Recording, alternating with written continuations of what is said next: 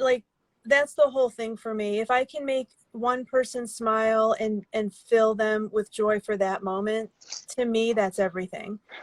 And that's how the name came about, Meraki. And that is how the deck came about. Hello and welcome everybody to episode 6 of Deck Creator Corner. Today we're going to be talking with Kerri Snook of Bouchette Design. Hello everybody. Thank you for coming and joining us today. We're going to be talking about the Meraki Tarot, and we're going to be talking about the Radiant Crystal Cards Tarot, Oracle, sorry. So yeah, I'll give you a little taste of the Meraki Tarot. The little back of the box here says, rooted in the magic of nature to inspire the creative and passionate energy within each of us. So that's kind of a little taste of what we're going to be talking about today. Let's see, I think she's back. Well, thank you so much for joining, Kerri. We Thank had a little bit you. of a thing there, but that's totally cool. How are you today? Oh, I'm good. I'm good. How are you doing? I'm doing pretty good. I'm really excited Good. for our conversation. Me We've too. got quite a few people coming in here. Thank you all for joining us today. We're here with Kerri Snook of Bouchette Design. We're going to be talking all about her deck creations. But before we jump into that, I would just like to take a quick moment to do some quick cleansing breaths with my maraca, and just kind of get us all into the same space and create and set the vibe for the rest of the conversation. I So love that. those of us who are joining, thanks. Those of us who are joining are welcome to accompany us on these breaths, and it's just going to be 2 or 3 breaths, and then we'll jump into the conversation. So, thank you.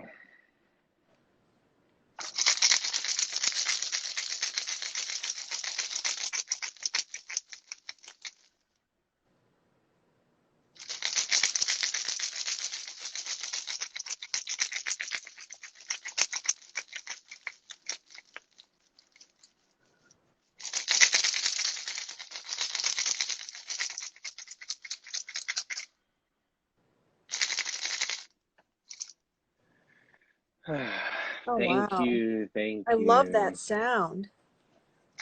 Yeah. That's sorry, go ahead. No, I love the sound that that makes. It's beautiful. Thank you, Kerri. Love it. Yeah, beautiful. Thank you so much. Okay, awesome, Kerri. So here we are. I'm so excited to have this conversation with you.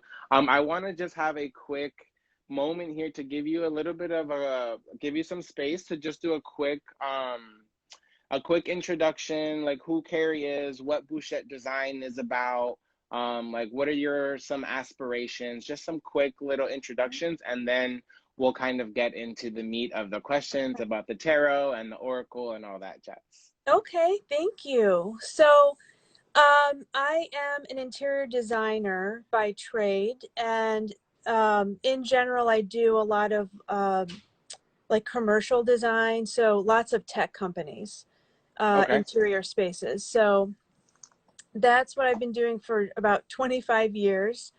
And just my whole life, I mean, since I would say 3 is my earliest remembrance, I have been connected to spirit. And just, Mm. you know how that goes. It just kind of, Yeah.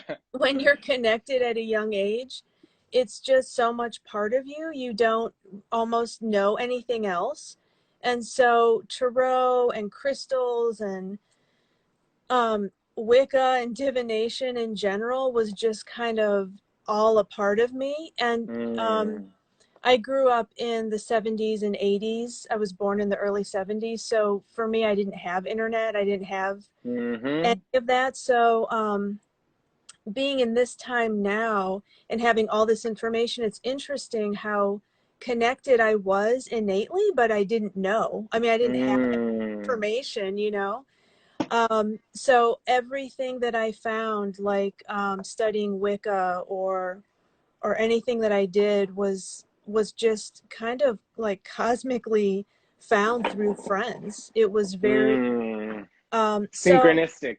yeah, so it's just very cool just looking back how that happens, and just seeing how time changes and how we connect now versus how we did then. But so just Bouchette Design, I've had that, I've had the Bouchette Design website actually for a very long time. I would say over a decade. Wow. And a few years ago now, maybe just a little over two, I decided to just go for it and start my journey on this business. And one of the things that I wanted to do forever was create a tarot deck. So that Mm. took me almost 2 years to create that. So um, I was like building Bouchette Design as I was creating that deck, and that's kind of how it started. That's really awesome. And it kind of is a perfect segue into my next question because I'm really interested. In your little book, you talked a little bit about how you've been doing tarot for quite a while since you were 15 and you kind of got into it then. But I'm really interested in knowing like how you started with this journey of tarot, like how it came into your life, and then also how that evolved into, okay, I'm going to make a tarot deck now. Like, Mm-hmm. you know? Yeah. Yeah. So my first deck, and okay, part of this I don't really remember how it started because one, I have a terrible memory, and two, I think my mom, again, I had no computer, there was no connection to anything. So um I know that my mom had taken me where I bought my first deck was Thoth. So that was my very Okay. first deck. And that is basically what I learned from. And I don't know, I just gravitated towards that. And I know that my mom had taken me to, we were at a bookstore, right? Because at that time, though, you could get decks at bookstores. I mean, Yeah. I got my first deck at a bookstore still. I was right in between. I was just right. yeah, They were phasing out of doing that. But yeah. yes, yes. There were not a lot, but of course that one was a popular one. So I had gotten that, and that's what I had for years. I mean, I worked with that deck for probably 15 some years. Wow. Yeah, and I mean, in the meantime, I did get other decks. Osho Zen, that was a Yeah, popular yeah, deck yeah, at that yes. time. Yep. So I had gotten other decks and just kind of mingled with them. But um, I mean, just so drawn to tarot. I always had a deck at my side, always, and I would read for people, friends, and through college, read for people and such.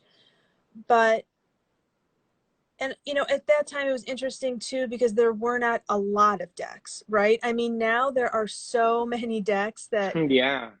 we can all find something that fulfills our expression of who we are and what we love. And at that time there just wasn't that. So um, as I was starting my business up and getting into this community, which is like the most amazing community we have here, um, and I just started realizing that, wow, there is so much more out there than I even realized. Even though I was doing a little bit of Kickstarter and whatnot, there's just so much. Yeah. And that was what really fueled me to start the Meraki Tarot. Was I Mm. love illustration. I mean, as a designer, I render all the time, so I'm constantly I mean, my head is constantly spitting out design. I mean, like 24/7. So, also as an illustrator, I wanted to just create my own deck. And one of the biggest things for me is one of my, yeah, one of the biggest things is that I love giving people joy. And that's one of the reasons why I Mm. went into interior design is I love creating space that changes people for the better. And think, yes, yeah. And I like that's the whole thing for me. If I can make one person smile and fill them with joy for that moment, to me that's everything. And that's how the name came about, Meraki. And that is how the deck came about. And that is, I mean, everything else I create, that's what it's all about. It's connecting with people, it's making people happy, um, you know, just for moments in time. So, yeah, that's how it kind of came about.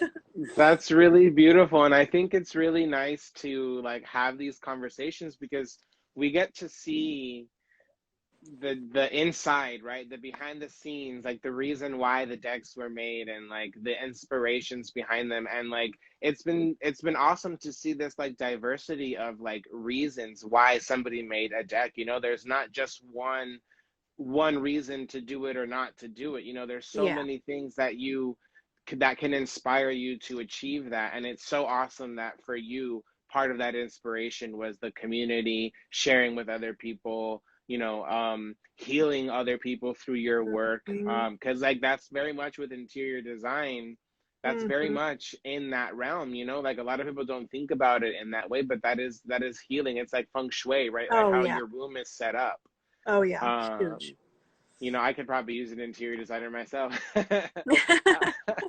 But yeah, so I think that's really awesome. And it kind of leads me into one of my next questions. Um, you said that that's kind of where the name Meraki came from. So can you tell me a little bit more about that, what that word is, where it comes from, and how it came about for this deck? Yeah, so it means to do something with soul, creativity, to do something that you love. So putting your whole self Mm, into it. And interestingly, that was the first card I made was the Meraki card. mm. Not many people have said this. I think I've seen a couple or a few say that that card looks different. And it does because Yeah. that's the first card I made. And that to Um, me felt like Meraki. But I didn't change it because I wanted to keep it true to my first vision of that card, like the first feeling mm, through for that card. Um, but for me, it was interesting because I had like a whole list of names that I was looking for something that um, it's Greek, right? So a definition that would be in a word, which was really challenging. mm. All of a sudden, I can't remember how I saw Meraki, but it was like someone started singing behind me. I was like, that's the word. Yeah. So it was just it, and it says everything that I want it to say. And I think that it embodies how how everyone should feel in life, right? Just do something that you love, feel joy, Mm-hmm. and feel powerful in who you are. So that's what that means, and that's what that means to me. That's awesome. And I love that again, the difference in experiences, right? Like for some of us, like the names just like pop up, right? And then for some of us, it's like we have to really find and do the research to see what resonates, and it's a really amazing experience. I can imagine to like having looking through all these names and then finally like finding that one, and it's like whoa, it's like the Yeah, angels are singing. Like I can imagine the feeling of yeah, like finding the word that's like this is it, this is the yeah, one that resonates with me. totally. Exactly. So we talked. You mentioned that you've been an interior designer, and your brain just like spits design. So how did that come into play when you were making the deck? Because like I noticed, for example, when in your book when you were describing towards the beginning, like everything has a purpose, right? Like there's so like I mean in all decks that's true, but like even the Hmm. way that you described how the border is supposed to like help you feel like you're in part of the card and Hmm. walking into it. So I Yeah. just thought, I was like, man, that sounds like there's a lot of influence from her design work in this deck. And so I want to see how you were able to kind of marry those two things together, Hmm. like interior design but then like graphic illustration. Yeah. Yeah. So when I started the deck, um, I knew actually I had started drawing people. because Hmm. there are, obviously we all know there are no people in this deck. It's all animal. Yep. But I have this interesting thing where, most people, it seems like, connect with people in a deck, where I'm the opposite. I actually don't connect with people in a deck. I To me, that more so throws me off than so I kind of ditched that, and I started just really free forming with animal energy. And what I initially did was drew the cards out fully based on intuition. I did not go and look at details, like the hangman, for example, right? In every card, his leg is crossed. There's a leg crossed. So for me, I drew that card, and up at the top, you can see the vines sort of meet as if they're crossing a leg, like as Yeah. if they're crossing. Oh. That was done intuitively before I even went back and looked at all the details that are in Rider Waite, because I do use Rider Waite. I have used Rider Waite for a long time, but I wanted to just create the deck out of like an intuitive nature from my knowing. And then I went back, because the deck took a couple years to make, because I did it and then I went back and then I looked at details, and like, oh yeah, okay, that might have been important to put on in the card as an illustration. So then sometimes I added things. But like that card there, Judgment, that was really all the intuitive. And that's not necessarily a typical Judgment card, but for me, the way Right. I see it is, look at all these eyes. It's like anyone anyone from anywhere, even outer space, could be judging you. It doesn't matter whose eye it is, and we're all reaching up for acceptance. We're all reaching out to the sun, to the light, to receive acceptance. So like that card there, I kind of kept it more into my intuitive nature, and I didn't really change Mm. it to look like, for example, Right. a Rider Waite Smith card. So um and for the design, just for me, it's kind of interesting. I mean, everything that I do is really in picture format. I kind of like think in pictures. So um Mm. Interesting. yeah. And I also work clairvoyant, so I'm also a medium and I work clairvoyantly. So I think Yeah. just everything for me is pictorial. So um as I was just doing the deck again, it just was, I just kind of see everything in images, I guess, and that's how it came about. But the border was interesting because there is no border that's like that I've seen, and it was a little tricky, hoping people would like it. But for me, I felt as if it was kind of like, someone had referenced, and I'm sure people think Mary Poppins every now and then, like, reference that.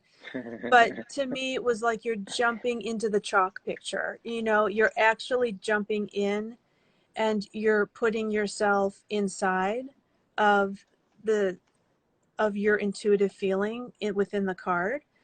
Um, so I don't even see the border. That's probably because I made it, right? But after I read with it for a while, it sort of fades away. It's interesting. I actually was gonna say something along those same lines where it's like it's almost like a borderless border. It's weird. Like it really Yeah. does have that sensation because that's what you said about like feeling like you're going into the card is what I like about borderless decks. That's Yeah. why the decks that I want to make, I'm gonna make them borderless. But this border, for some reason, it like it's almost like it's just like part of the portal, like it doesn't Yeah. feel like it's a border. And so on the contrary, it really does kind of invite you towards the center of the image.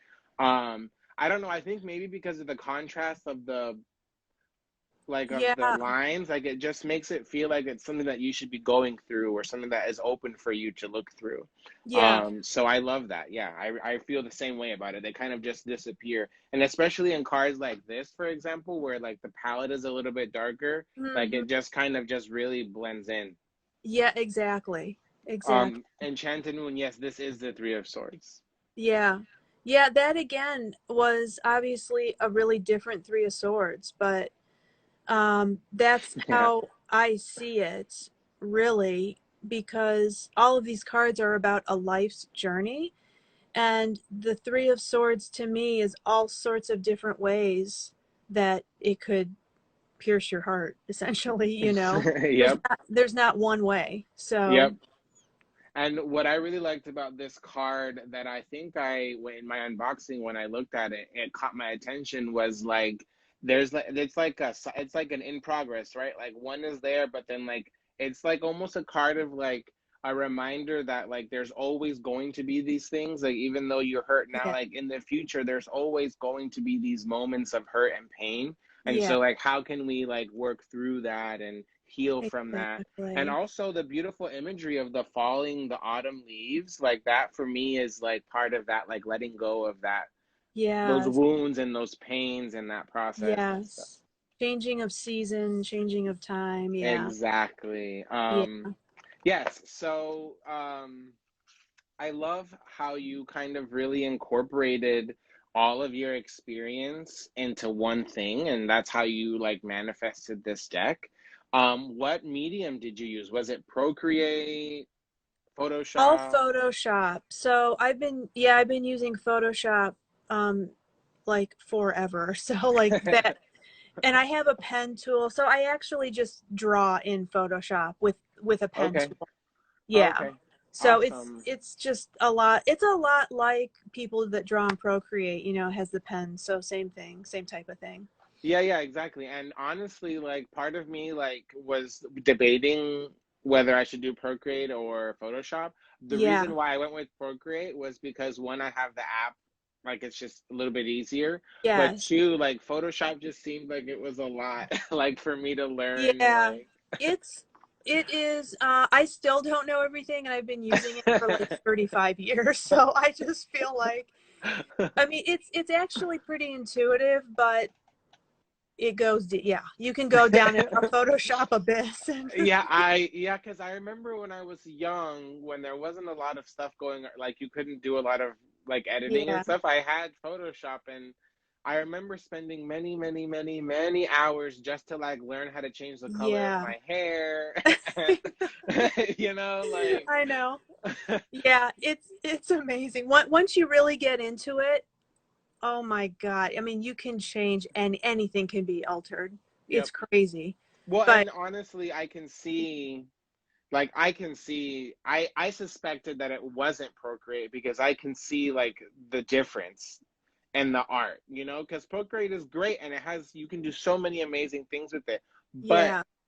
I can tell that this has like a next level of like layers and definition and just experience. Like I can tell that you've been using this program for a long time, and it really reflects. Like I rarely like come into contact with a deck that like is so like vibrant and beautiful, and like every card is just like, oh my Oh, gosh, like, and like yeah. I can really feel like and see like the dedication and the experience and stuff. So it's really beautiful and also like inspiring for me too, as like a beginner artist, right? Like it's like, Yeah. with time and as I evolve and grow, like these are things that Hmm. we can all achieve, like we can all, with Oh yeah. dedication and with work and with, following what you're passionate about, right? Because that's what you said, like you're Yeah. passionate about this is something that you love, and that's reflected in the cards. I really feel Oh, like it is. thank you so much. Thank You're you. so And welcome. yeah, and it's funny because I mean, it's such a journey. Like, even so, the first edition that you're holding there just sold out yesterday, and there are Woo. probably 5 cards. Thank you. I love that. There are probably like 5 cards that I want to update already for the second edition. So Yeah. that's the thing. I mean, I think when you talk to like any artist, illustrator, whatever, it's never done. I mean, the more Yeah. you look at it, the more you're like, I see that could be different. And you hear feedback from others, which is so important. And I love feedback. I love it when we're all lovingly giving feedback. Yes. And it just makes you think, oh yeah, that I see how maybe other people are seeing that. And So things are always evolving and changing. That's the beauty of it. Exactly. And it really is. And I think that and that, you know, it ties into your next upcoming project tomorrow, which is your Yeah. launch, right? Your Kickstarter. Yeah, Yay, I Kickstarter. know. Woo! Everybody go back to Kickstarter. I know. So, but yeah, it links to that too, because this has been very common with almost everybody that I've interviewed. It's like the deck that they published, their success, or the deck they're about to publish, like that's not the end. Like that's like, oh, that's the deck and that's it. Like there's more coming. You know, you're Yeah. working on different projects and you're allowing that, you're like riding the wave of that success, right? Yeah. But you know, to connect it back a little bit to the crystals we mentioned, I noticed that that's like a really big theme in this deck. Yeah. There's a lot of crystals, like, you know, like hidden in places, like the Queen of Pentacles has some crystals. Yeah. And so yeah, I just wanted to know. And then also you have these amazing info cards. Like this was one of the things that I was like, this is amazing about this deck, Oh, that good. you provided these like little flashcards where we don't have to go to the book if we Yeah. don't remember. And Yeah. that was amazing. I have these just sitting there so that whenever I need to, I can just Oh, grab them and look at them and be like, okay. But anyways, that was one thing that I loved, is that you made crystal associations for each card, for all of the major cards and stuff like that. mm. So I guess one question is like, why like the love of crystals and why incorporate it into tarot? And then like, did the crystals card oracle, was that like is that meant to be like a companion to this, or was that like a separate like dream that just happened to be like about crystals? Mm-hmm. Yeah. So, I mean, I've been using, again, crystals, forever. I was like the crazy person in college or even at home. I had crystals all lined up on my desk, and so I just have always loved them.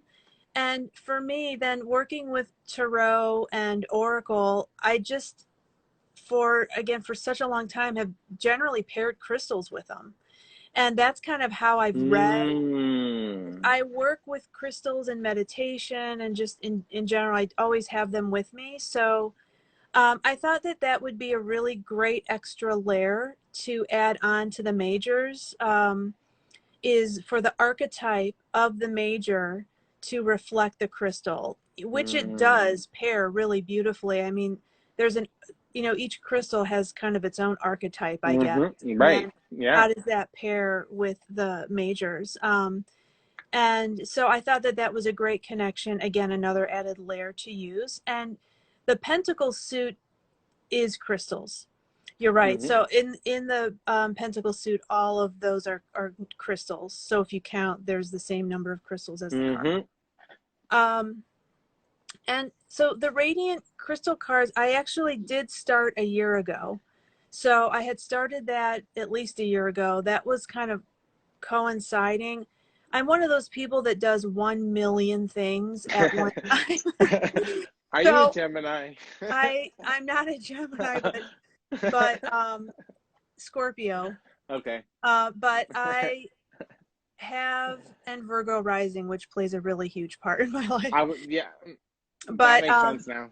yeah, but I am like always doing something, and so that crystal deck was, I've just always wanted a crystal deck, to be honest. And Mm, there are beautiful decks out there, but I just, for me, wasn't feeling like it was incorporating. I wanted a deck that incorporated illustrative art, a mm, real crystal. Sometimes I think it's nice to see a real crystal so you can really resonate with that mm. and use that card as the crystal if you actually don't physically have that crystal, because it's hard to get them all. Um, Yeah, exactly.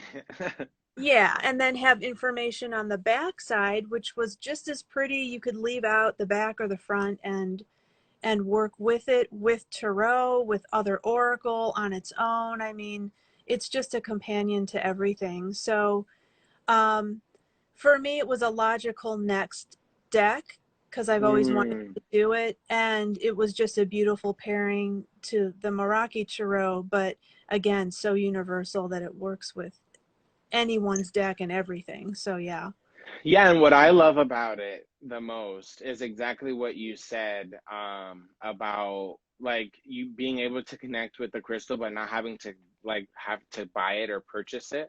Yeah. Because as we know, like the crystal industry can also be very exploitative and Yeah. dangerous, or harmful to the environment and stuff. And Yeah. so especially a lot of these more rare crystals, I think that a lot of us feel like, oh, I have to have that crystal in my hand to connect with it. And I Yeah. love that you're trying to create this bridge between, like, well, if you can't get the crystal, well, at least there's this really powerful oracle deck that is attuned to that crystal archetypal Yeah. energy, and you can use it to kind of find messages and meanings in your life.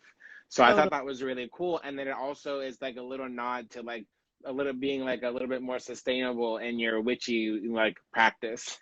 um, Yeah. so somebody asked, what is a Yeah. Kickstarter? So Kickstarter is a website platform, crowdfunding platform where people can, I guess they submit a proposal for what they want to do, and then they're allowed to crowdfund for a whole month, 30 days, Yeah. and they have a goal, a set goal of how much money they want to make, in order to be able to produce whatever goods they're putting onto the crowdfunding platform.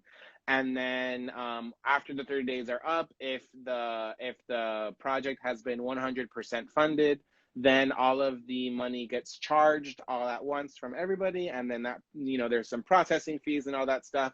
But basically, Kickstarter gives the money to the creator, and then the creator can go take that money and produce the deck, ship the deck, and all that stuff. So it's Yeah. a crowdfunding platform that allows indie creators to find support and kind of avoid having to do like pre-orders and like personal marketing. They have a whole platform for Yeah. marketing, and they do a lot of stuff for you and help you get exposure and stuff. So Kickstarter is a really good platform for crowdfunding and stuff like that. And a lot of indie decks that you see out there, and a lot of decks that you see me unbox are from Kickstarter. Mm-hmm. They're very, very, I love that platform. And although I know that they do have some fees, I feel like for the most part, most people are pretty happy with their experience on Kickstarter, Yeah. because they do so well on their end, taking care of all of the other stuff. Mm-hmm. So yeah, that was just a quick little PS on Kickstarter. Yeah. And how Yeah. do you feel about Kickstarter, Kerri? Does that sound right, what I Yeah. said? I mean, my experience was great, and I actually used Kickstarter for their surveys and everything, and that went really well. So for me, knock on wood, it was like totally easy, easy peasy. So, um, yeah, it's a great platform. Awesome. That's great. And Yeah. that kind of that question segues into the next little set of questions that I'd like to ask you. And these are kind of questions about like the deck creation process and stuff like that. Mhm. Things that like, we kind of go through this Yeah. making a deck. And so I guess the first thing I want to say, or I want to ask, is something that you know now that you wish you knew before doing your Meraki Kickstarter and all that stuff. Mm-hmm. Okay, one of the biggest things I've learned is the color that you see on your screen is not the color that you get it from the printer. So it's really Mm. that before I picked my printer, I spent a lot of money getting one-offs from lots of different printers, Mm. that I could. So, some of them, some of the big printers don't give you one-offs, but I did a lot of different test prints. Every single deck came back a different color. I mean, it was out of control. It was actually enough to cause anxiety. And when I got my proof deck from my printer, the color was very off. So I Mm. had to work with them. That's part of why my deck was delayed, which was all written in the backer emails, You're but right. Yeah.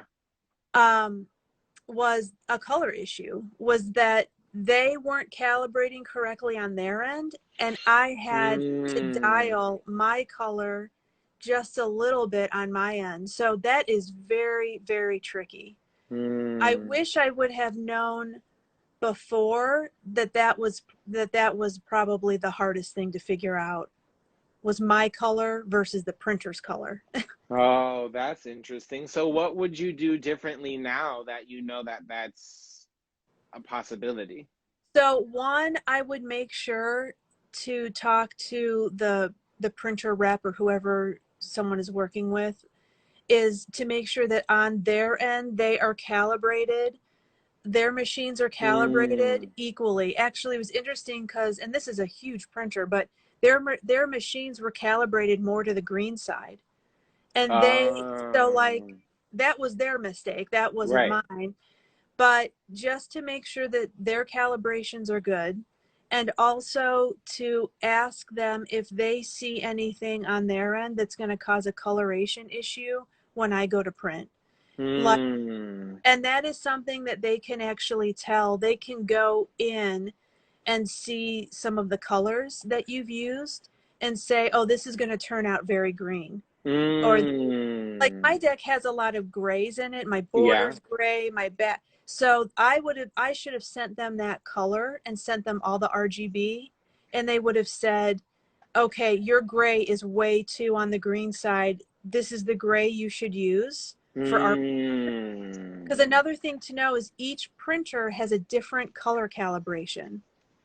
Okay, so you may go to one printer and they have one calibration that is not the same as anyone else's printer.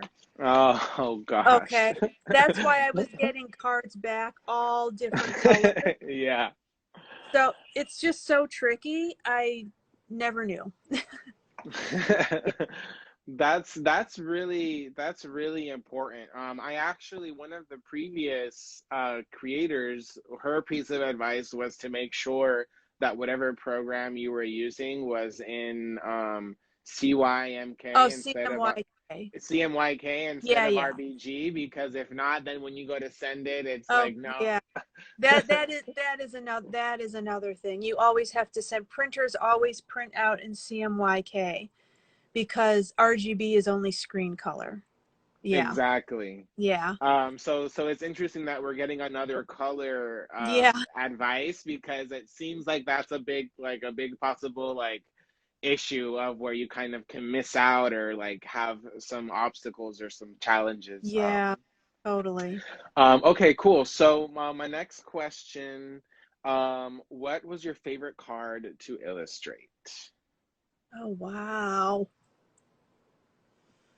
Oh gosh, let me think. I have my deck right here. I actually might have to flip through it because No, that's okay. I think, I do love I love the 3 of Cups. Can you see that one? That Yes. just feels very joyful for me, and I love the connection between sky and water, like land and, you know, That's one of my favorite cards in this deck, yeah. actually. Yeah, I know, wow, that is a hard one. Gosh. I know that All there of are them, some, right? I know, yeah, there are some I know I am redoing that I maybe didn't love creating, or I thought I loved at the time, Okay, but that one, so that was actually kind of my next question. So what were some of the challenge cards? Like which ones did you yeah, really struggle with and maybe just didn't have an easy yeah. time illustrating? So I think strength. I do love the strength card, but that is one card I think I that will be changed for a second edition. Um, I think it was also the Knight of Wands. Yeah, I was so connected to it at the time, but and it's okay to be connected and then be like, I don't like that. Yeah, yeah, Like yeah. I got to change it. Um, that's one, and maybe I think the Knight of Wands is another one I'm probably going to update. And Um, like do you feel like you're really like it's gonna be like Knight of Swords, a sorry, Knight. new card or just like updates and Um, it might be a totally new card. It might be a and totally new card. Yeah. and I love I love that this is coming up because this hasn't come up with any of the other creators about Yeah. like I feel like there's this sensation where like if you feel like you want to create a deck, like it has to be like you feel like it has to be completely perfect when you put it out. And like Kim from Fable's Den, Yeah. the way the Panatel, she's kind of going through this process too because she's wanted to Yeah. change the name of one of her tarot decks or one of her oracle decks that she created, the Spread Machine. Yep. And so we were having a conversation about like how there's this like internal like resistance to changing the name because we've put it out there, people know it a certain way, and stuff Yeah. like that. And so I think it's really awesome that you're kind of just like fully embracing like, no, I feel like I need to change these, and I don't feel like I don't feel like there from you you're like there's any sort of like, oh no, like I don't feel completely Yeah. happy with that. Like you're just like embracing like the things evolve and things change, and this is one of those things, you know. Honestly, that's probably because I'm a designer and I do endless amounts of spaces, and I'm constantly changing thing on construction sites. And but yeah, and I think that's just part of life. We cannot, and I love perfection, but really there's no such thing as perfection, even though I love it. But I mean, my feeling is that you have to go through life being willing to change. Mm. Not everything is perfect. And also too, I mean, the second edition that I do, any changes that I make, I might take off the border. I don't know. All of these things create a new feeling, a new Yeah, um a new deck. And that's okay. It's evolution. So yeah.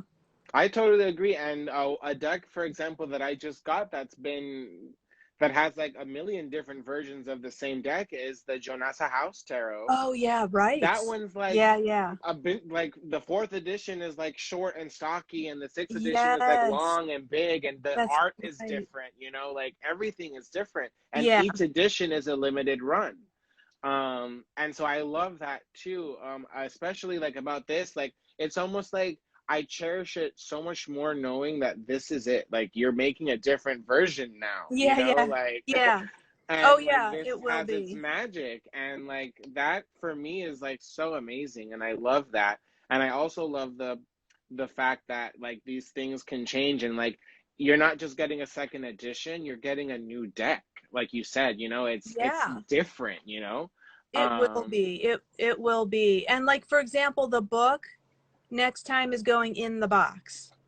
oh Okay. yeah. That's another lesson. I have aging eyes, so I have trouble reading little books. That is one of the reasons I made that book bigger, so it's very legible. Very like you can read it and just, but I think I'm going to do a book that goes in the box because I am finding it is hard to have a separate book. You learn all these things as you do it. You're like, next time I'll change that. Yep, Yeah. and it's like you said, you know, it's just a learning process. And for me, like, especially like as a debt collector, like I appreciate this book on a in a different way because I like having like something bigger with the art and the design, and like you said, like the bigger pages, the bigger letters. You can have like an illustrated full color card. And so like I love all of those things about this book, but at the same time, I totally feel the desire to just want to grab the deck and have the little book right there with me, you know. Yeah. Yeah. So like it's like, you know, you trade certain things off, You and do. this feels appropriate for like this first run, right? And then like the evolution then will become something a little bit maybe more compact and Totally. That's it. travel worthy. That's exactly um it.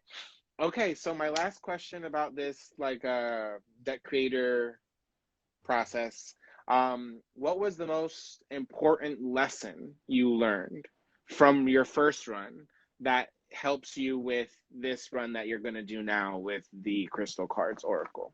Hmm. That is such a good question. I'll tell you,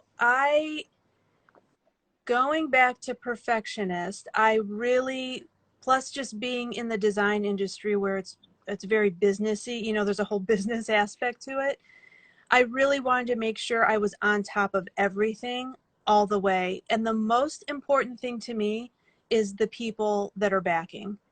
I mean, I am Mm. absolutely nothing. This paper means nothing without people that believe in me and the work. And so, yeah, I mean, it's huge. And it just goes back to what I said earlier, is that it's why I'm doing it. So for me, it's always making sure that I am there for everybody that's back the deck. I'm there to Mm. answer questions. I'm there to chat. Um, and I feel like, and I hope I was that way with the Meraki Tarot. But to me, that's just the most important thing, is when, you know, when you're doing it, it is a business. I mean, when you're doing it, um, being there for people, because they're looking to you, to what you've created, and you're giving to them. So, yeah. That's really beautiful, and actually got me thinking about something too about your first run with the Meraki. Like, how was marketing for that? Like, how was the process of, like, how sure you were that you were going to be successful? Like the backing process, like having people like follow you, because like, you know, this was your first deck. You know, Mhm. your Instagram page isn't like a tarot page, so like, how was that, like getting people to back it, and like that whole experience? You know, because it was part of this lesson that you learned. So like, it just made me think of like, oh, you know, like I wonder what her marketing experience was like, and like how, Mhm. um, or just the Kickstarter experience in general, like how sure like were you, and how things were flowing for you and all that stuff. Yeah. I'll tell you, it was really nerve-wracking, and it is now. Because I don't have, I mean, honestly, in the grand scheme of people that have a million followers, I have like very little followers. So, Yeah. and I am not, I don't know. This is, I always kind of laugh at myself, because again, I'm not from this like social media tech era necessarily. So, I just do what I can. I put out what I can. I had no idea that it was going to be successful.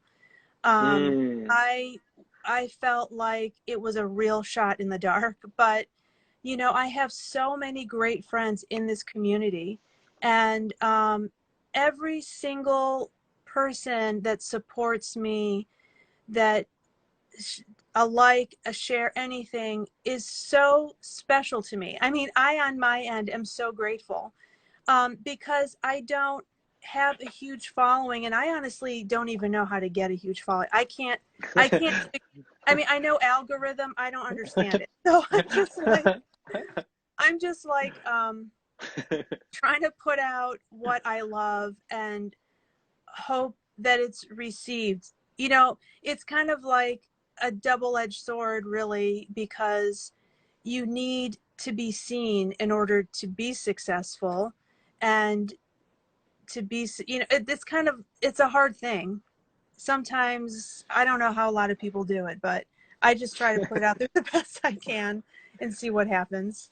You know, and you and I are kind of on a very similar boat there, because that's why I'm asking this question about marketing and stuff. Because for my tarot decks, I'm kind of on the same boat where it's like, man, like all these people who do Kickstarters, like they've got like thousands of followers, and like I know I've got like, I just made 2,000, so like Yeah. it's not like I don't have any, you know. So yay, thank you, I love you all so much.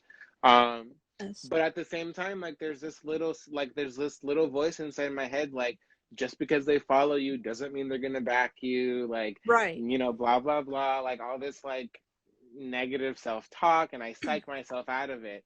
And so I love that you were in that same boat of like, you know what, this is kind of like a shot in the dark, but I'm Yeah. gonna take that leap of faith, and I'm gonna go for it, you know. Yeah. And so that for me is like really inspirational, to know that like I'm not the only one who feels like No. they're Oh not man. gonna make it because they don't have enough followers, or No, no. I mean, I feel that way right now, today, and I'm launching tomorrow. I mean, I had yeah. no idea. And, you know, all we can do, I mean, I'm like a I used to be a hippie, right? I mean, this is like an old hippie thing. All you can do is send love. Just yeah. come from your heart. When you come from your heart, um, you know, people are going to either be with you or not, and that's okay. I mean, Right. that's part of the journey, and Yep. that's all you can do. So that's my motto. Yes, and it's perfect because it gives space for those of us who maybe don't feel as confident, or maybe those of us who aren't confident, maybe not because they don't have a lot of followers, but because maybe they're not an artist, or who haven't been an artist for a long time, and they're like, oh, I don't know if I even have the skills to do this, like me, where I feel very much like, I've never done art my whole life. Like, who am I to put out 2 tarot decks? But you got to move past that, and you got to Yeah. work with what you have, and you got to accept that you are an artist. It's just about like how long you've been doing it, right? And so Yes. give yourself time. You can't just like expect yourself to learn how to sprint if you haven't learned how to walk yet. Totally. Yeah. And so I love that about this process, where it's like, it's scary, it's nerve-wracking, like but at the same time it's really exciting and amazing, Yeah. and like at the same time, like it changes the direction of your life. It really, I've Totally. that's something that I've noticed from all of the creators that I've talked to, is that like since their success, or since starting the project, they've seen so much like personal growth and personal evolution, and so many new opportunities coming to them. Yeah. So I think that if that's something that's calling to you, like I feel like you should go for it, You have and to. that you have to, and that leads right into the last few things that I would like to talk with you about, Kerri. I just wanted to, give you space to like let us know like what's coming up, like what's next, how can we follow you, how can we support you, like all of that stuff. Oh, thank you. So, the next deck tomorrow, I can't believe it, but tomorrow is the Radiant Crystal cards. So that'll be on Kickstarter at 9 a.m. Pacific time. And yeah, that'll run for 30 days. The Meraki Tarot has sold out. So now, my brain is like adding on another layer. And I'm going to start thinking about that second edition. And Yes. I know, and I mean, I literally have a page at least of projects I want to do. Um, I have the numinous numerology, and I want to continue those little sets of cards Mm-hmm. for moon, for sabbats, for all sorts of things. So there's just a lot that I am super excited about, and I just Bouchette Design, www.bouchettedesign. That is where everything is located on what I'm doing, and I send out a newsletter at the end of every month, and that just kind of updates what's going on. Mm. And then Instagram is the only platform I'm on. I do have Facebook, but I never use it. I have to limit what I can do here. So, Yeah, yeah. so Instagram and my website.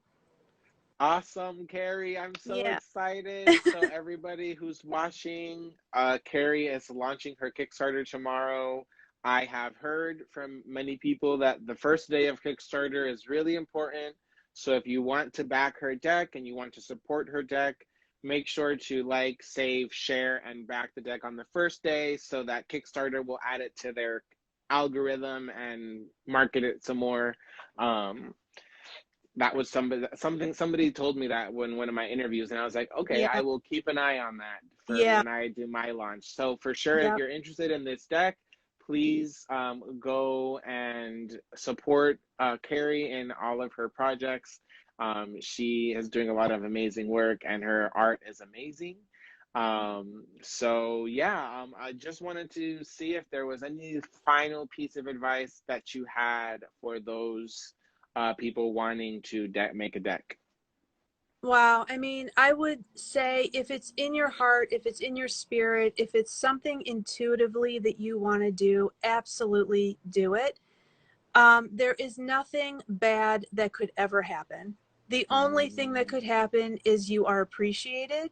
So, yeah, I would say always put something that is within you that you love out there. And this community that we are in, I find is extremely amazing. I mean, everyone is so loving, and Yes. you can't go wrong. We're just human beings, and do what you love. Yeah. So good, Kerri. So Yeah. good. And we've had such a great conversation. Thank you Oh, so much for joining me on this lovely conversation. thank you. I adore you, and I'm sending you hugs. Thank you so much. Much love to all of you. I appreciate you so much. Thank you for joining us on this lovely evening. And I will be seeing you all soon. Thank you so much. Thanks, everyone. You're welcome. Thanks, Bye-bye. Kerri.